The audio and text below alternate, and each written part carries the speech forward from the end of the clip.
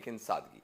उनमें से एक जो थे एयरफोर्स से ताल्लुक़ रखते थे और बाकी जो 3 लोग और थे, ये साइंटिस्ट थे, फिजिस्ट थे और साइंटिस्ट थे।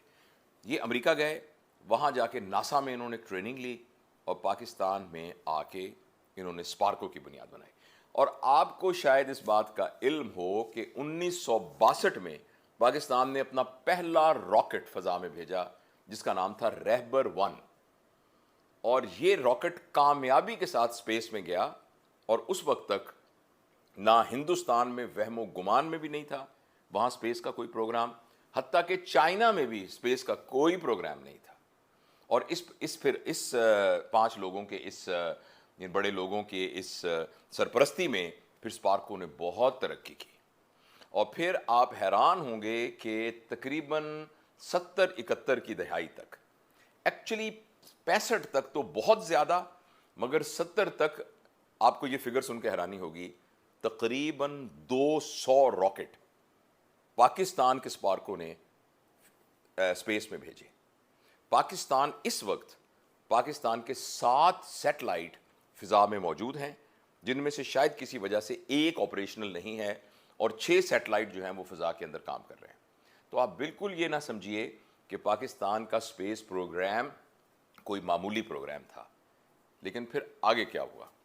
आगे ये हुआ कि 1965 की जंग आ गई और उसके बाद 1971 का सानिया हो गया। और पता नहीं क्यों पाकिस्तान की जो प्रायोरिटीज़ थी वो साइंस एंड टेक्नोलॉजी से शिफ्ट होकर डिफेंस स्ट्रेटजीज पर चली गई। हालांकि जो स्पेस का प्रोग्राम था ये डिफेंस के पॉइंट ऑफ व्यू से भी बाकी कौमों से हमें सुपीरियर कर देता है। आप इमेजिन करिए, अगर स्पेस आपके कंट्रोल में होती है तो आप अपनी सर्वेलेंस और अपनी जो है दुश्मन की मॉनिटरिंग, और आप दुश्मन का लफ्ज़ तो अजीब सा ही है, मतलब कि पूरी दुनिया की मॉनिटरिंग आप कर सकते हैं और आपकी दिफाई सलाहियतें बहुत बढ़ सकती हैं। लेकिन हमारे जो प्रायोरिटीज़ बनी उनमें एक प्रायोरिटी ये बनी कि अब हमने ज़मीनी जंग के लिए उस पर ज़्यादा इन्वेस्ट करना है, और नंबर 2 फिर हमने न्यूक्लियर प्रोग्राम के ऊपर इन्वेस्ट करना है। तो वो सारा का सारा काम जो स्पेस के लिए करना था वो उधर डाइवर्ट हो गया। और उसके बाद इस प्रोग्राम के जो सरबराह थे वो फिर तब्दील हो गए और वो इंतज़ामी उमूर के सरबराह बन गए। और पिछले काफ़ी अरसे से देखें तो उनके जो सरबराह हैं वो एक्चुअली साइंटिस्ट नहीं हैं, बल्कि उनके सरबराह वो हैं जो अस्करी इदारों के अंदर आला ओहदों पर रहे हैं, वो उनके सरबराह रहे हैं। तो ये पाकिस्तान की स्पेस की कहानी है। इस काम में जितना पैसा डालना चाहिए था, इसमें जिस तरह के बंदों को होना चाहिए था, वो बंदे उसमें नहीं रहे। हमारा पोटेंशियल बाकी तमाम से, चीन से भी और हिंदुस्तान से भी और सबसे आगे जाने का था। अब डॉक्यूमेंट ये कहता है कि पाकिस्तान के स्पेस प्रोग्राम स्पार्को ने एक हदफ सन 224 यानी अगले साल और एक हदफ 2040 तक का मुकर्रर किया है कि जिसमें अब दोबारा डेवलपमेंट करके स्पेस को इन्वायरमेंट के लिए और कम्युनिकेशन के लिए एक साजगार टूल के तौर पर स्पेस के अंदर प्रेजेंस को इस्तेमाल किया जाएगा। तो अल्लाह करे कि ये सारा प्रोग्राम इस तरीके से तय हो जाए। लेकिन मेरे प्यारे बहनों और भाइयों, हमने बतदरीज अपने आप को डिटीरियोरेट किया है। हमने बतदरीज अपनी एयरलाइन को, जो इंटरनेशनल एयरलाइन थी, उसको बिल्कुल एक ना यानी उसका बुरा हाल कर दिया है। हमारी रेलवे रियली रॉयल रेलवे होती थी। मुझे याद है मैं छोटा सा था तो कभी कभी ये होता था कि हम पैसे इकट्ठे करके वालिद साहब कुछ हॉलीडेज़ को इस तरह अरेंज करते थे कि हम एयर कंडीशन वो कूपे लेते थे। तो वो क्या आलीशान किस्म का वो यानी वो सफ़र होता था और इतना महफूज सफ़र होता था। हमारी जो गवर्नमेंट ट्रांसपोर्ट बस सर्विस थी वो इतनी अच्छी थी, हमारी पोस्टल सर्विस इतनी अच्छी थी। तो हमने इसको बतदरीज खुद तबाह किया। इसके सब लोग ज़िम्मेदार हैं, हम सब ज़िम्मेदार हैं।